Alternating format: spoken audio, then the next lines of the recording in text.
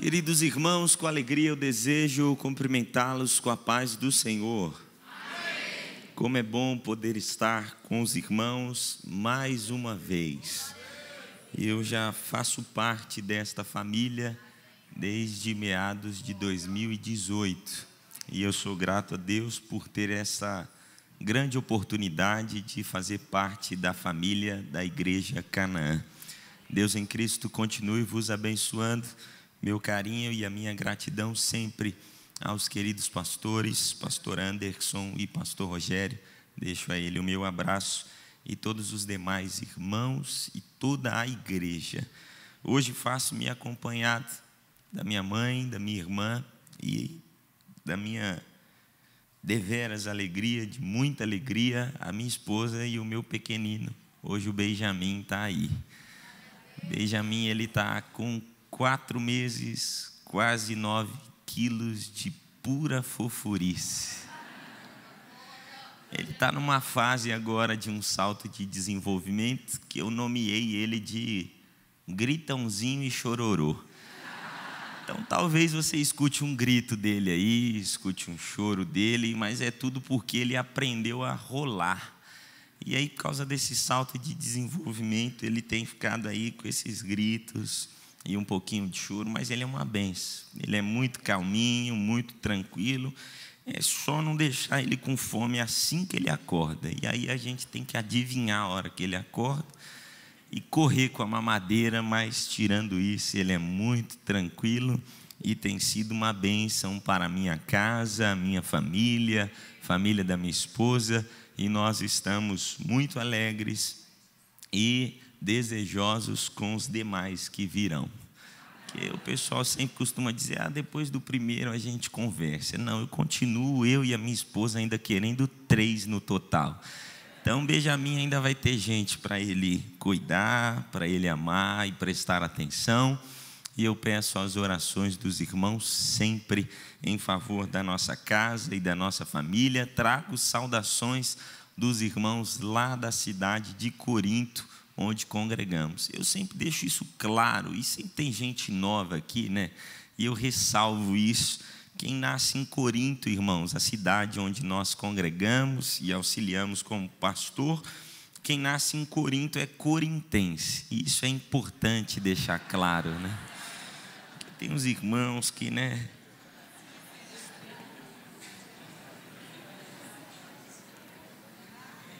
É sempre engraçado quando eu chego aqui, os irmãos, na maioria das vezes, antes de me dar a paz, me dar bom dia, perguntar como que eu estou, a família, eles perguntam se eu trouxe queijo. E eu trouxe queijo, irmãos. Ao término do culto, os irmãos já deixaram ali do canto, você passa lá, garanta seu queijo. Eu trouxe hoje, acho que 132 queijos. Então, dá para você correr, garantir seu cafezinho da tarde. Eu sempre deixo claro, aquele queijinho que você corta, põe no pão, leva no micro-ondas, ou põe na frigideira, sabe aquela coisa? Passa um cafezinho e é bom demais da conta. Quem quer ouvir Deus falar por meio da sua palavra? Eu tenho uma palavra de Deus ao seu coração. Peço por gentileza, abra sua Bíblia no livro de Salmos, número 52.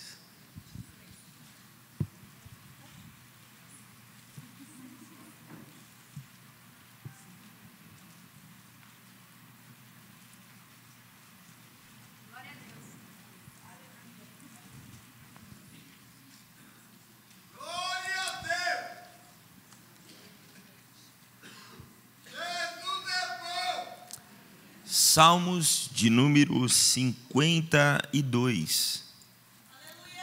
Leremos todos os 9 versos que contém nestes salmos. Salmos de número 52. A palavra de Deus, na tradução que tenho em mãos, nos diz da seguinte maneira: Porque te glorias na malícia, ó homem poderoso? Pois a bondade de Deus permanece continuamente. A tua língua intenta o mal, como uma navalha afiada traçando enganos.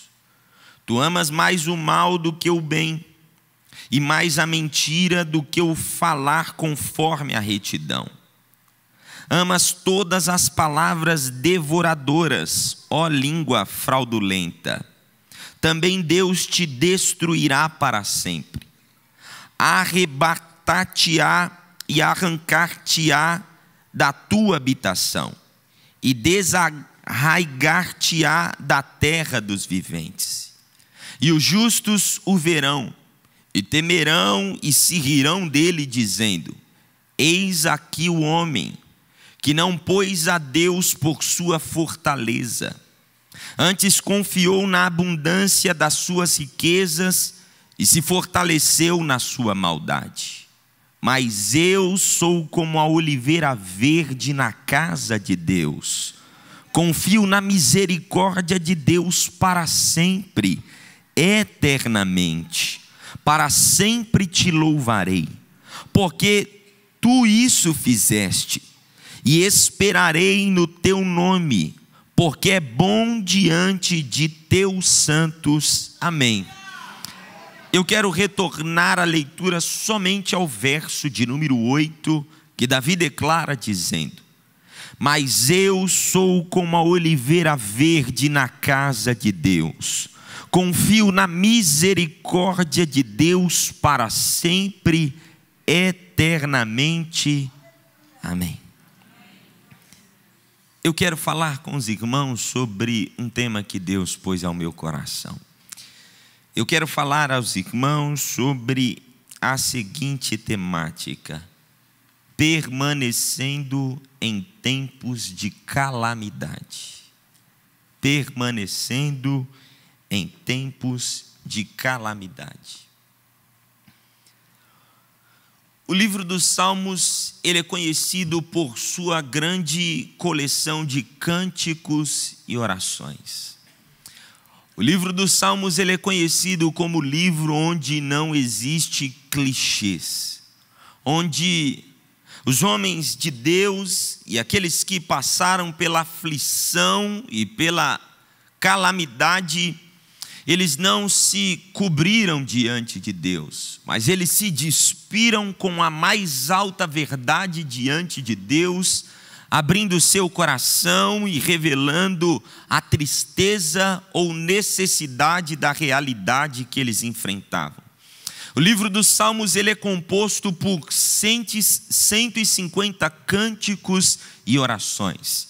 E dentro desses 150 cânticos e orações, eles foram usados pelo povo de Deus, às vezes como uma forma de ensinar-nos como orar, como chegarmos a Deus. Em outros momentos, como devemos agir em meio às dificuldades da vida. O livro dos Salmos, ele expressa o relacionamento de Deus para com o seu povo e o relacionamento do seu povo para com o seu Deus, onde eles abriam o seu coração. É interessante que lermos o livro dos Salmos, e se você já teve a experiência de ler o livro dos Salmos, os 150 cânticos e orações, é divino, acresce muito à nossa vida. E dou até uma ressalva, até um conselho: um dia que você estiver assim sem sono, não conseguir dormir, pega o Salmo de número 119. Eu duvido você conseguir chegar até o final sem o sono chegar. A não ser que você consiga chegar e o sono não venha, continue lendo e uma hora ele vai chegar. É melhor você ficar se acrescendo ou acrescentando em sua vida o conhecimento bíblico do que às vezes perdendo tempo com preocupações que não podem acrescentar nada mais para você continuar a prosseguir. Mas ao ler o livro dos Salmos, nós percebemos que é bem comum encontrar uns salmos que não comece falando a Deus. A maioria dos salmos compostos, eles são a abertura do coração para diante de Deus. É uma conversa, é uma fala a Deus. Porém, os salmos que li aos irmãos, o salmo de número 52, este é o primeiro que se dirige a um homem mau. Este é o primeiro salmo que o salmista ele não inicia falando a Deus, conversando com Deus, mas ele fala ou inicia este salmo tratando sobre um homem mau. Ele abre o seu coração diante de Deus e inicia a sua fala argumentando ou colocando diante de Deus a dificuldade que ele tinha com um homem mau que havia se levantado. O Salmo 52 ele é composto por Davi. Davi compõe este salmo. E neste salmo, Davi certamente ele escreve este salmo irado. E por que Davi escreve o salmo de número 52 irado? Perceba que o verso de número 1, Davi inicia com as seguintes palavras: porque se gloria na malícia, ó homem poderoso, o porquê se orgulha da sua maldade. Davi inicia esse salmo se referindo a um homem mau. Mas a quem Davi se referia? A quem Davi estava se referindo no salmo de número 52? No salmo de número 52, Davi estava se referindo a um homem chamado Doeg. E quem era Doeg? Doeg ele era um dos chefes dos pastores do rei Saul. Doeg ele era responsável a conduzir os pastores do rebanho de Saul. Mas afinal, quem era Doeg de forma mais definitiva, sua característica? Doeg ele era um homem de língua venenosa, era um fofoqueiro. Imagine, se já é feio uma pessoa, uma mulher fofocar, um homem é muito pior, é muito mais feio.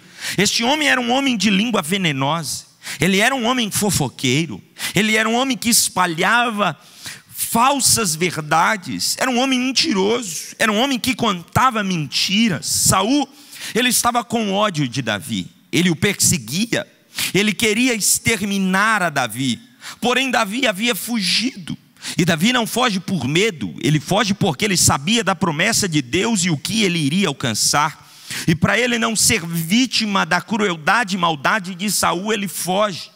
Mas enquanto isso, Davi o perseguia, porém não sabia onde ele estava. Saul não sabia onde Davi estava. Doeg, este homem fofoqueiro, de língua fraudulenta, ele vai lá e conta: olha, Saul, Davi está escondido ali. O Doeg vai até Saul e ele é responsável em entregar a Davi.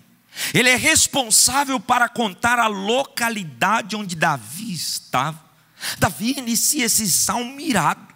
Davi inicia esse salmo contando sobre a maldade deste homem. O propósito deste homem chamado Doeg era agradar a Saul. Ainda que para agradar a Saul ele usasse a sua língua de forma destruidora, ele apresenta a Saul a localidade onde Davi estava.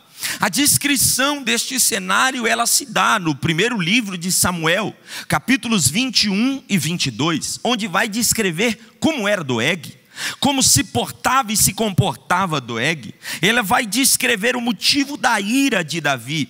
Em um breve resumo, Doeg ele entrega a localização de Davi. Davi ele havia estado com o sacerdote Aimeleque, pedindo ajuda, pedindo subterfúgio, porque ele já estava em uma fuga muito longa e ele precisava se alimentar. Então ele se encontra com o sacerdote Aimeleque. Ele pede alimento, ele pede proteção, Aimeleque dá a ele a proteção.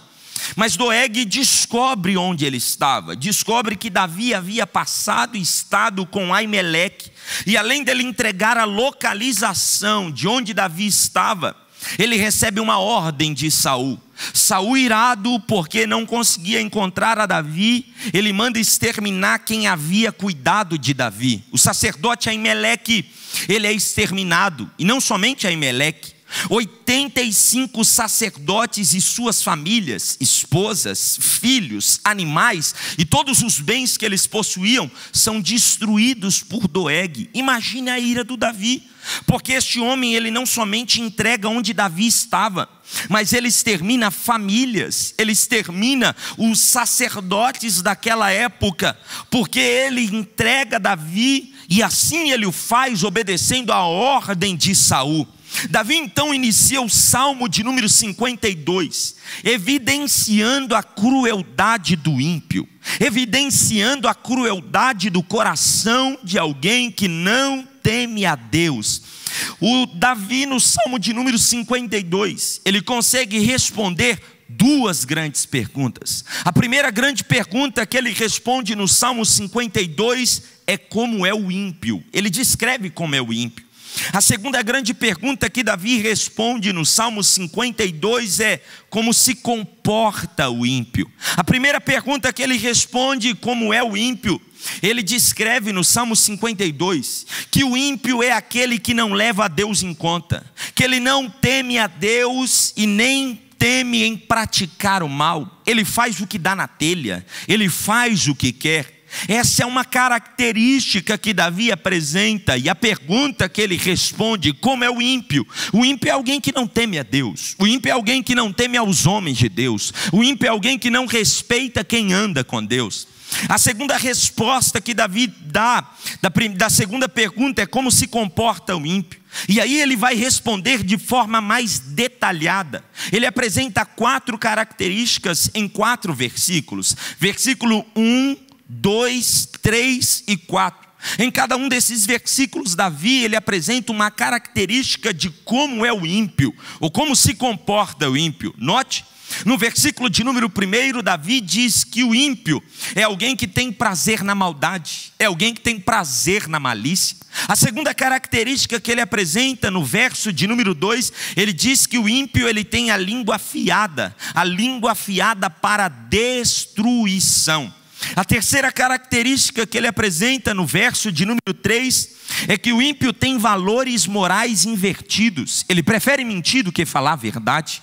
Ele prefere prejudicar alguém. A quarta característica que Davi apresenta no verso de número 4, ele diz que o ímpio ele tem amor por aquilo que ele deveria odiar. O ímpio é alguém que tem prazer na maldade, que a sua língua é afiada para o mal, que os seus valores morais são invertidos e que por fim ele ama o que ele deveria odiar. Essas características que Davi vai apresentando dos ímpios, declara que o pecado deliberado na vida de alguém atrairá juízo de Deus, atrairá o juízo de Deus para aqueles que agem desta maneira, e que um dia eles terão uma recompensa. O que Davi está querendo dizer é mais ou menos o seguinte: olha, não se preocupe com o ímpio, um dia ele terá um acerto de conta, um dia ele se encontrará com Deus que é justo juiz, e ele colocará todos os pingos no i. Mas Raduan está falando mal de mim, está me perseguindo, está fofocando, meu nome já está rodando pelos grupos. Deixa falar. Fofoqueiro foi feito para fofocar, irmãos. Se ele quer falar, fala. Se ele quer intensificar o que ele está falando, deixa ele intensificar. Você lembra do Sadraque, o Mesaque, Abednego? O rei, olá, não se prostrou, não fez o que o Senhor mandou. Aí o rei diz: ah é? Então aquece 7 vezes mais a fornalha e lança eles lá dentro. Eles são lançados atados, ao ponto que a Bíblia diz que os homens que chegaram na porta da fornalha, eles foram queimados, e eles são lançados lá dentro atados. De repente, enquanto o rei está preocupado com o que está acontecendo e manda ver como estavam os 3 moços que estavam lançados lá dentro, de repente um homem desesperado volta e diz: rei, a gente lançou 3, mas parece que aumentou, agora tem 4, e o quarto que está com os 3, ele é semelhante aos filhos dos deuses, e tem mais, a gente lançou eles atados, e eles estão caminhando para lá e para cá, eles vão para cá, eles vão para lá, porque quem entrou com eles é poderoso para salvar. O Davi está dizendo assim: calma, o ímpio tem uma hora que tem um acerto de contas, tem uma hora que ele precisará se encontrar com Deus Todo-Poderoso. Davi, dos versos 1 ao 4, ele está apresentando uma queixa.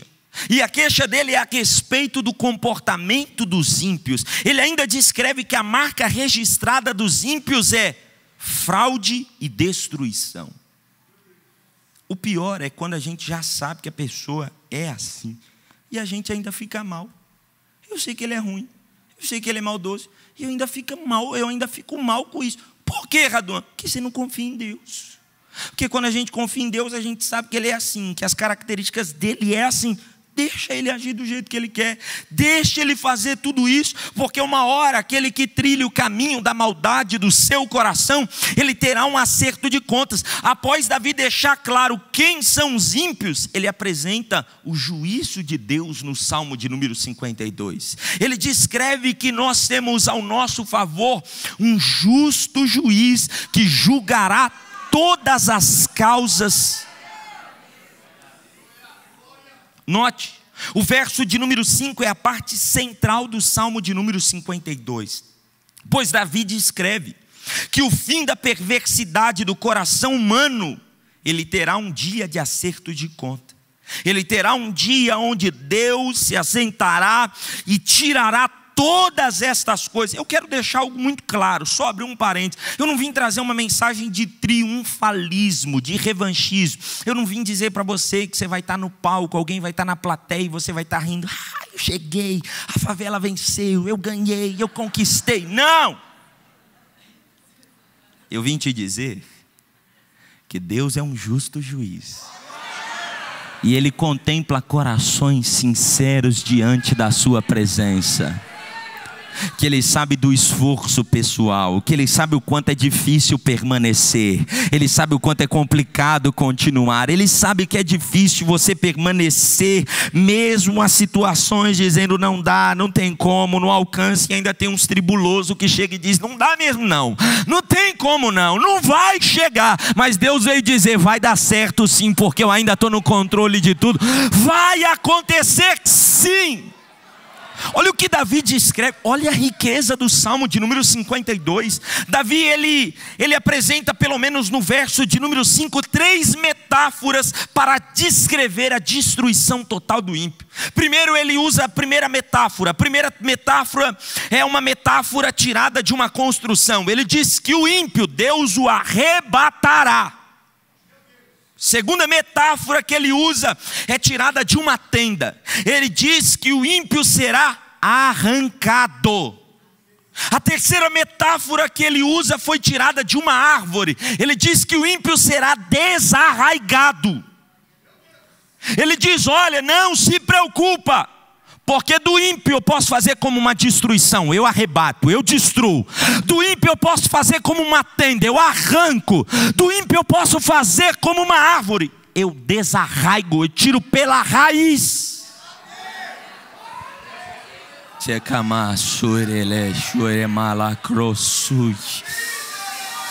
Eu sinto de Deus em dizer nessa manhã, se prepare, porque Deus vai tirar alguém do rumo do teu caminho. Até o número do WhatsApp alguém vai perder e não vai saber como encontrar, porque Deus vai esconder alguém. Eu vim dizer para alguém nesta manhã, que mesmo ainda que falte pouco tempo para o ano finalizar, Deus vai te esconder de uma causa, de uma situação, que alguém não sai do teu encalço. Deus veio te dizer, deixa comigo que eu sou especialista em esconder crente.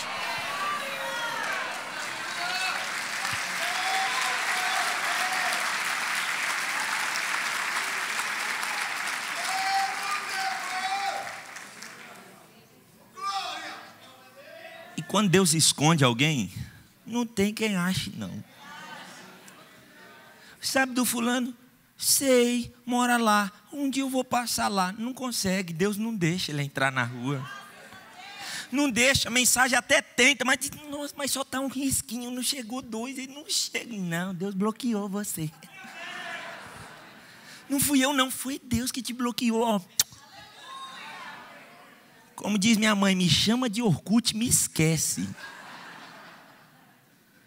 O Davi vai descrevendo como será essa destruição. No verso de número 6 ele diz que nesta destruição os justos verão. A gente vai assistir. A gente vai ver Deus arrancando alguém. A gente vai ver Deus arrebatando alguém. A gente vai ver Deus tirando alguém pela raiz. A gente vai ficar assim, como diz o mineiro, de boca abrida. Meu Deus do céu, o que Deus é poderoso para realizar. No verso 6, Davi, ele descreve que o ímpio será destruído, não secretamente, será publicamente.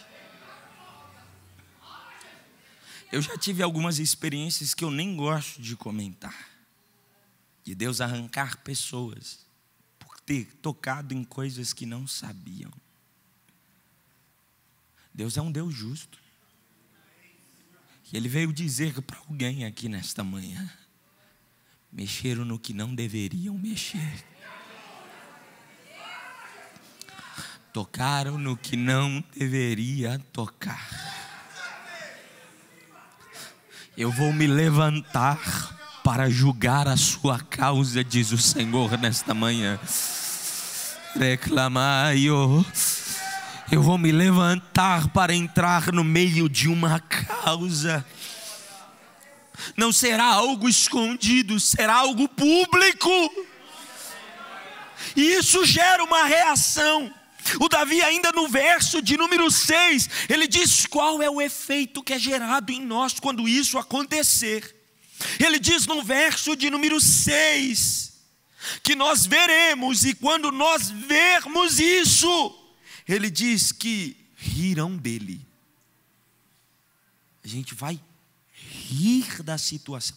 Mas, Adu, essa risada é de zombaria? Ah, bem feito, toca no ungido de Deus, vai, bobo, mexe. Não. Não é uma risada de zombaria. Não é uma risada de chacota. É uma risada de reconhecimento da manifestação de Deus. Sabe, com todo respeito, sabe quando você recebe uma bênção de Deus e você fica até bobo e não sabe como reagir, você fica rindo à toa assim? Não acredito, não acredito.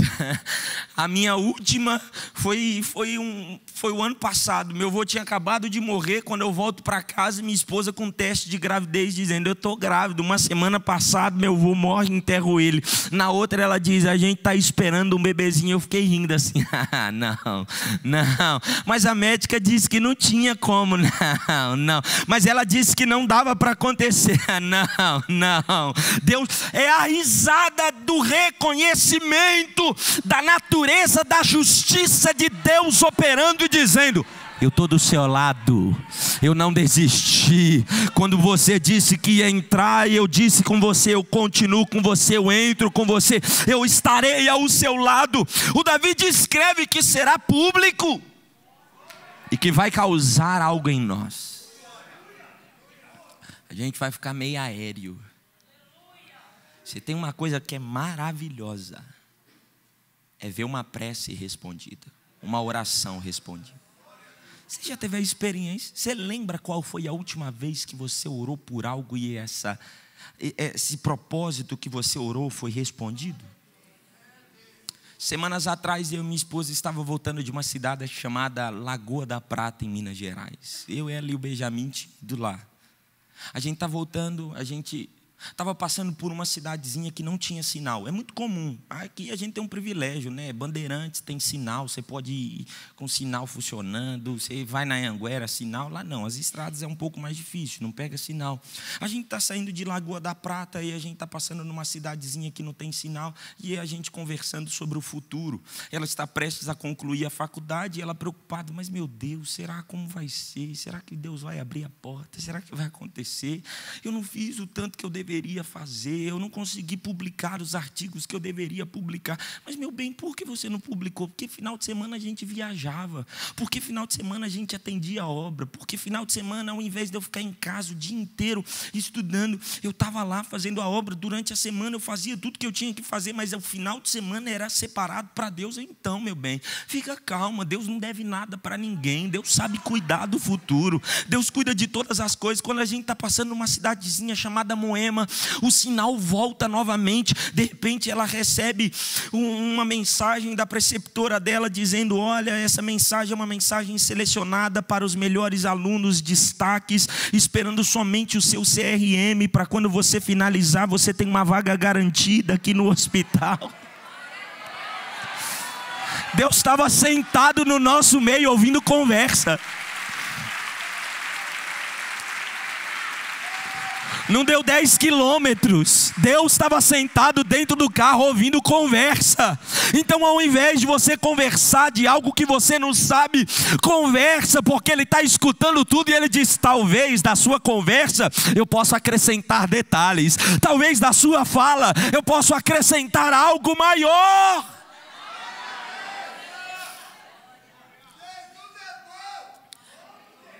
E quando Deus não está ouvindo conversa, Ele revela o que todo mundo sabe, menos você sabe. Minha vozinha já dorme no Senhor. Teve um dia que era o aniversário dela, estava triste, no círculo de oração. Meu Deus, meu aniversário. Todo ano preparam tudo para mim. Esse ano, até agora, não tem nenhum vestígio. De repente, Deus tomou um vaso. Sabe aquelas irmãs do coque na cabeça? Os raios-x de Jeová que tem dentro da igreja. Deus tomou um raio-x de Jeová no meio da igreja. Chegou nela e disse: Maria, fique em paz. Eu não esqueci do teu aniversário. Olha o detalhe. Eu não esqueci do teu aniversário enquanto está todo mundo aqui. E muitas pessoas não vieram porque está todo mundo preparando uma festa surpresa lá na sua casa. A irmã não conhecia minha avó, tinha vindo de longe, entregou uma dessa para minha avó, o culto dela começou diferente. Agora que eu vou dar lugar mesmo. Quando ela está indo embora, a menina dela vai receber ela na esquina para tentar disfarçar. Ela diz: eu já sei, vocês estão lá em casa preparando uma festa surpresa. Ela diz: eita Deus, fofoqueiro. Eu sei que o termo é ruim a atribuir, mas foi a questão dela. Ela disse: não tem como, Deus conta tudo para essa mulher. Deus fala tudo para... Imagine Deus chegando numa manhã como essa e te adiantando, dizendo: calma, eu estou chegando. Tem alguém que acha que não vai dar certo, tem alguém que acha que não vai acontecer, tem alguém que acha que não vai dar certo. E Deus veio nessa manhã dizendo: eu cheguei, vai dar certo sim, eu vou me apresentar, vai mudar a situação. Ele disse que será algo público, que vai causar em nós um riso do reconhecimento da grandeza de Deus. E no verso de número 7, ele ainda apresenta uma outra característica do ímpio. Ele diz: eis aí, ou eis aqui, o homem que não pôs a Deus por sua fortaleza, antes confiou na abundância das suas riquezas e se fortaleceu na sua maldade. Ele está dizendo aí, acho que o dinheiro pode fazer tudo. Pode até acrescentar algumas coisas boas, mas só que tem coisa que é a especialidade de Deus. Milagre você paga, não paga não. Você paga na oração e no joelho. No dinheiro não. Ele está dizendo assim: olha aí, confiou no dinheiro. Sabe o que acrescentou? Maldade. O que ele está querendo dizer é que a confiança ao dinheiro não nos salvará, porque riqueza e maldade são companheiras terríveis. Olha o que o salmista vai dizer no Salmo 62, verso 10. Se as vossas riquezas aumentam, não ponhais nelas o vosso coração. Se aumentou foi porque é a mão de Deus. E ali não está seu tudo. Seu tudo está naquele que antes de tudo acontecer, Ele esteve com você, Ele esteve ao seu lado, Ele te socorreu, Ele te ajudou. É interessante que no Salmo 52, note, no Salmo 52, do verso 1 até o verso de número 7, Davi gasta tempo falando do ímpio, apresentando características, marcas dos ímpios, como eles são, como eles agem, o que vai acontecer com ele. Aí a gente se pergunta: meu Deus, mas por que ele perde tanto tempo com isso? Aí você se pergunta: mas afinal, eu já sei as características do ímpio. Eu sei como ele age, como ele atua, o que ele faz, como ele se levanta contra nós. Mas afinal, quais são as marcas do justo? Como age um justo? Como se comporta um justo? Davi, ele agora vai descrever em 2 versos, verso 8 e 9.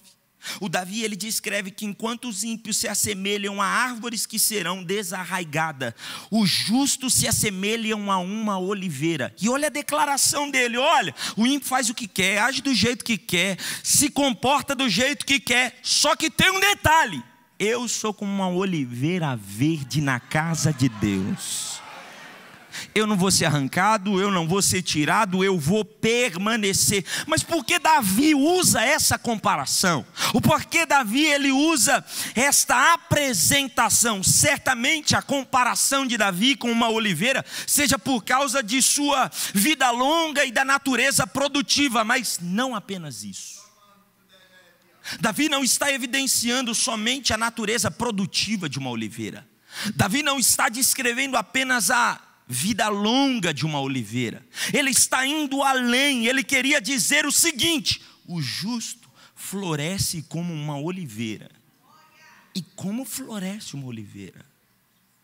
Como se comporta uma oliveira? A oliveira é a árvore que produz azeitona. Ela pode produzir até 80 litros de azeite por ano, porém ela precisa de um tempo. Ela precisa de pelo menos 5 anos para começar a produzir os seus frutos. Sabe, naquela euforia que a gente chega perto de Deus e a gente diz, não, tem que acontecer agora, não, as coisas têm que fluir, que as coisas, agora eu estou com Deus, não, agora você vai ver, se eu estou com... Tem um tempo de amadurecimento. Tem um tempo, não tem umas coisas meia coisada, que coisa a gente não entende coisa nenhuma. Que a gente fala assim, agora eu vou dar trabalho para o cão. Agora eu vou assim, ó, ser lado a lado com Jesus. Parece que a prova aumenta. Aí você diz, mas Jesus, pai, não está errado esse negócio, não. É que eu falei que agora a gente está junto. Não era para estar desse jeito, não. Era para estar melhorzinho. É porque é o tempo do amadurecimento.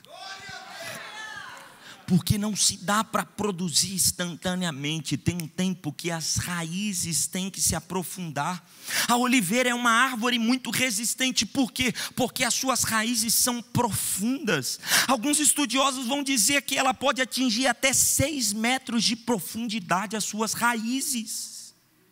E isso leva 5 anos para ela ir se aprofundando, e alguém dizendo, agora que virou crente só perde, calma. É que você não está enxergando as raízes se aprofundando, calma. As raízes estão fincando. Mas Raduan, estou tomando pancada, Raduan, está complicado. Mas você desistiu? Você foi embora? Você no outro domingo você disse, não, essa semana não vai dar para mim não. Você está aqui domingo de novo.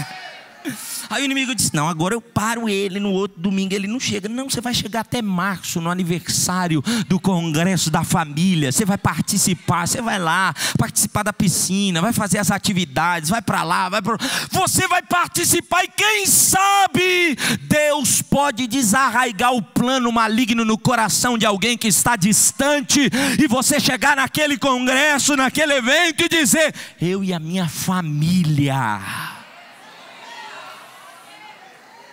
O Davi está descrevendo, olha, o justo floresce como uma oliveira.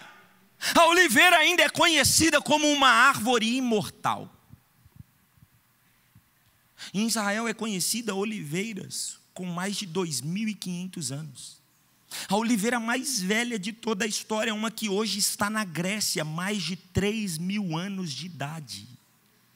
A oliveira é conhecida como uma árvore imortal. E como se planta uma oliveira? Para plantar uma oliveira, olha a descrição do Davi. Ele está dizendo, mas eu sou como uma oliveira na casa de Deus. Eu sou como uma oliveira verde plantado na casa de Deus. Para plantar uma oliveira é preciso que a semente morra por completo. Ele consegue conectar todas as origens da salvação e da soteriologia em sua descrição. Ele está dizendo, eu sou como uma oliveira verde. Eu passei por processos. Eu tive que matar o meu eu tive que abandonar a minha velha natureza. As coisas não estão evidentes. O que está evidente é o ímpio tentando me matar, acabar comigo. Mas eu sou como uma oliveira verde. Davi está declarando e deixando algo claro. Ainda que o ímpio me persiga, ainda que o ímpio me procure matar, ainda que o ímpio, o ambiente não seja favorável, eu sou como uma oliveira verde plantado na casa de Deus. Davi está expressando a resistência de uma oliveira. Eu caminho a concluir, para que você entenda um pouco melhor. O Davi está dizendo: eu, você, nós somos como uma oliveira verde plantados na casa de Deus. E a oliveira é alguém que permanece, é alguém que continua. E eu vim te dizer nessa manhã: você vai permanecer e vai florescer em tempos de calamidade. Eu gosto de uma expressão de um escritor, pastor Anderson, que ele nos considera como árvores plantadas de ponta cabeça, porque as nossas raízes não são terrenas, as nossas raízes são espirituais. Nós somos árvores plantadas de ponta cabeça, as nossas raízes são celestiais. É por isso que tem hora que o seu pensamento, alguém diz: ai, agora ficou doido. Não, agora ela ficou doida. Quem disse que o crente é normal, que as coisas que a gente faz é normal? Tem hora que a gente faz umas coisas meio coisadas que ninguém entende coisa nenhuma, mas o céu está dizendo: eu estou respaldando tudo, eu estou cuidando de tudo, eu estou dando caminho para todas as coisas. Alguém está dizendo: não faz sentido, mas não é para você sentir, entender, não. É a direção do céu, e a direção do céu, ela não entoa às vezes com a direção da terra. É loucura, mas é de Deus. Você vai permanecer. Deixa eu declarar para você e concluir. Qual a resistência de uma oliveira? Certa vez, o povo, a nação, o povo de Deus, chega no ápice da sua pecaminosidade. E Deus põe em seu coração: destruirei toda a humanidade. E para arquitetar esse plano, ele chama Noé. Ele chama Noé e o orienta a construir uma arca, pois ele vai destruir toda a terra.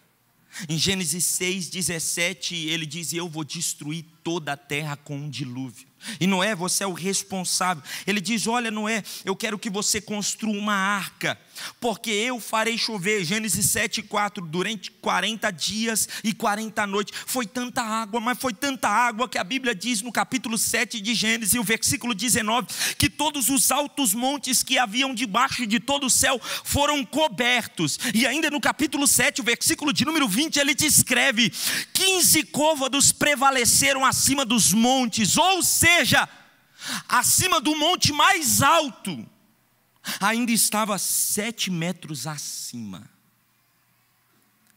De repente ele obedece a ordem de Deus, entenda? Ele passa por todo o dilúvio.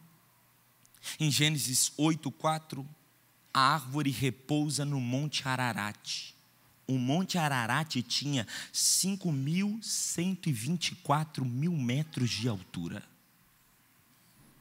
A arca repousa lá. Foram 40 dias e 40 noites de muita chuva. Para Noé, ele conseguir abrir a janela da arca, levou 150 dias para as águas começar a baixar. E mais 40 dias para Noé conseguir abrir a janela. Gênesis 8:6. Quando ele abre a janela, Gênesis 8:7, ele pega um corvo e lança o corvo. O corvo sai com a função de encontrar putrefação. O corvo sai e retorna porque não encontra. Passando alguns dias, ele pega uma pomba e libera essa pomba. Quando ele libera essa pomba, no capítulo 11, versículo 11, ela faz 2 voos. Ela vai um dia, volta com nada. Porque se a pomba ela não voltasse, era sinal que as águas baixaram e já dava para enxergar algumas coisas. Na segunda semana, depois de alguns dias, ele lança a pomba novamente. A pomba sai. Quando a pomba retorna, ela vem trazendo no seu bico uma folha de uma oliveira. O Davi está dizendo: mas eu sou como uma oliveira verde plantado na casa de Deus. Eu suporto dilúvio, eu suporto pressão, eu suporto o castigo, eu permanecerei em meio à calamidade. O Noé, ele deixa claro na representação, e o Davi traz novamente, deixando claro: nós somos como uma oliveira verde. Você resiste tempestade, você resiste pressão. A marca de um justo é permanecer em meio ao caos, é permanecer em meio à calamidade. Se você conseguir nesta manhã sair daqui dizendo: eu sou como uma oliveira verde plantado na casa de Deus, pode bater, pode falar, pode perseguir, mas uma hora o justo juiz se levantará. Feche os seus olhos. Se você pudesse colocar sobre os seus pés.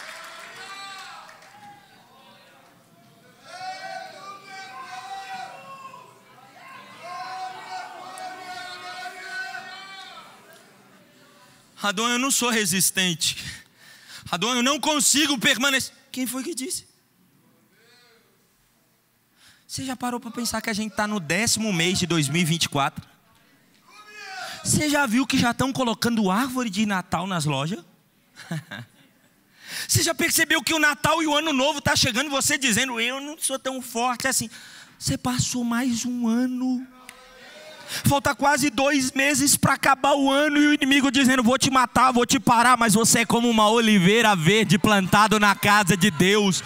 Você permaneceu, você continuou e vai chegar até o fim. Vai sentar no Natal e comemorar, vai sentar no Ano Novo e comemorar. Deus continuará cuidando e ainda você verá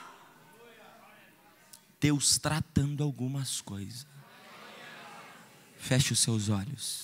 Pai, é no nome do Teu Filho Jesus, nós aqui estamos, Senhor, na certeza do Teu cuidado, cientes da Tua provisão, mas, Senhor, queremos Te pedir: guarda a nossa mente, guarda o nosso coração.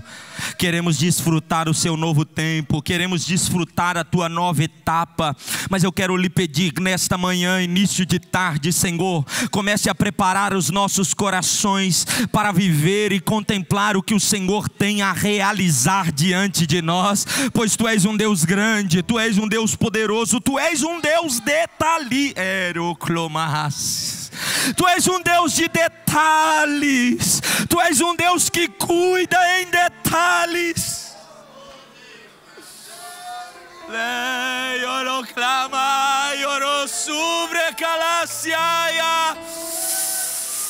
O Senhor já deixou claro do Teu cuidado. O Senhor é quem sabe cuidar de nós. Mas, Senhor, neste dia, neste domingo, nós queremos nos levantar para viver o Teu tempo, para viver a Tua provisão e declararmos, ó Deus, que nós estamos plantados em Ti, que nós não recuaremos, que nós não desistiremos, que nós estaremos como uma oliveira plantados em Ti, resistentes em Ti, submersos em Ti. Nos fortalece, ó Deus, nos fortalece, ó Deus. Se você puder, abrace alguém que está ao teu lado, diga para ele, diga para ela: você é mais resistente do que você pensa. Diga para ele, diga para ela: você é mais resistente do que você pensa, porque a tua resistência vem de Deus.